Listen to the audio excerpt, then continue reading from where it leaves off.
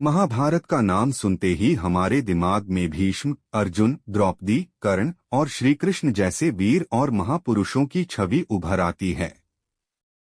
लेकिन महाभारत के कुछ ऐसे रहस्य भी हैं जो आज भी अनकहे हैं, जिनके बारे में बहुत कम लोग जानते हैं। आज हम आपको महाभारत की ऐसी ही एक अनसुनी कहानी सुनाने जा रहे हैं, शिवदूत अश्वत्थामा का श्राप। महाभारत का युद्ध समाप्त हो चुका था। कुरुक्षेत्र की भूमि पर केवल मृतकों के शरीर बिखरे पड़े थे।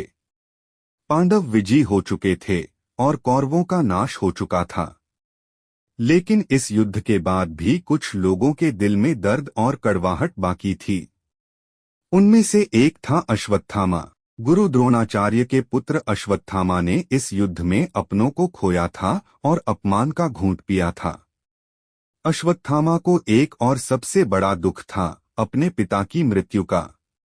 उसे विश्वास था कि पांडवों ने छल से उसके पिता की हत्या करवाई। इस कड़वाहट से भरे अश्वत्थामा ने प्रतिज्ञा की कि वह पांडवों को उनकी जीत का घमंड कभी नहीं करने देगा।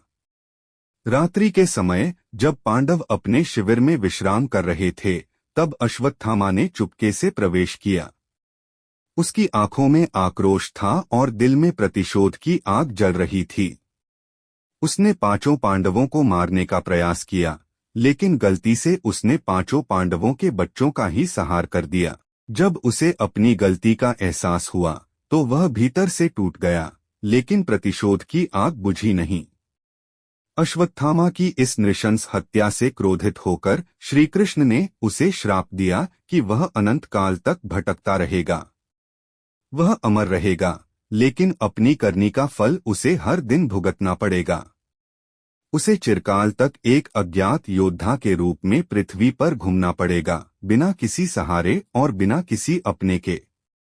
उसके शरीर पर एक जख्म रहेगा जो कभी नहीं भरेगा और उससे रक्त बहता रहेगा। कहते हैं कि श्रापित अश्वत्थामा आज भी जीवित है। कई लोगों का दावा है कि उन्होंने उसे किसी जंगल या सुनसान जगह पर देखा है। वह एक अजीब से नायक के रूप में हर युग में सामने आता है, लेकिन हमेशा गुमनाम रहता है। वह एक योद्धा है जो सदियों से अपनी गलती के बोझ के साथ जी रहा है। इस अनकही कहानी के अनुसार अश्वत्थामा का जीवन एक संदेश है कि कड़ी से कड़ी परिस्थिति में भी सही और गलत का ध्यान रखना चाहिए। महाभारत का युद्ध केवल बाहरी युद्ध नहीं था, बल्कि यह आंतरिक संघर्ष का प्रतीक भी था। महाभारत की इस अनकही गाथा से हमें यही सीख मिलती है कि प्रतिशोध और द्वेष केवल बर्बादी का कारण बनते हैं। अश्वत्थामा का श्रापित जीवन इसका सबसे बड़ा उदाहरण है।